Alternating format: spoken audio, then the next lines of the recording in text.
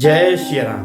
राम राम शब्द लेते ही हमारे दिमाग में एक आस्था का विषय जुड़ जाता है। जब भी हम राम का नाम लेते हैं तो एक शब्द लगाते हैं, मर्यादा पुरुषोत्तम श्री राम। यह मर्यादा राम को राम बना दिया था, यह मर्यादा राम को भगवान बना दिया था। हम आस्था के विषय और वेदों पुराणों की बात पढ़ते हैं तो राम को हम भगवान मानते हैं और मानना भी चाहिए।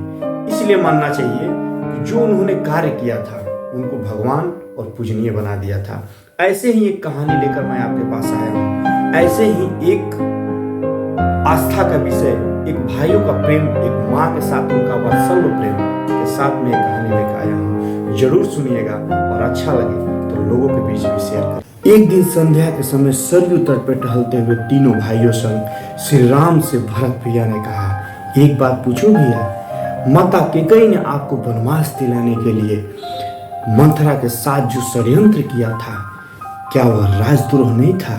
उनके षड्यंत्र के कारण एक और राज्य के भावी महाराज और महारानी को 14 वर्ष का वनवास झेलना पड़ा था, तो दूसरी ओर पिता महाराज की दुखद मृत्यु हुई थी। ऐसे षड्यंत्र के लिए सामान्य नियमों के अनुसार उन्हें मृत्यु दंड तो दिया ही जाना चाहिए था, फिर आपने माता केकई को मृत्यु दंड क्यों नहीं दिया?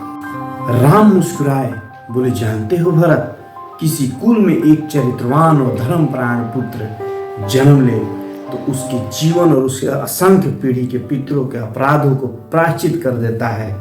जिस माँ ने तुम जैसे महात्मा को जन्म दिया है उसे दंड कैसे दिया जा सकता है? भरत संतुष्ट नहीं हुए, कहा, यह तो मोह है भैया, और राजा का दंड विधान है कि राजा मोह से मुक्त होता है। कृपया एक राजा की तरह उत्तर दीजिए, आपने माता को दंड क्यों नहीं दिया? समझिए कि आपसे यह प्रश्न आपका अनुज नहीं, अयोध्या का एक सामान्य नागरिक पूछ रहा।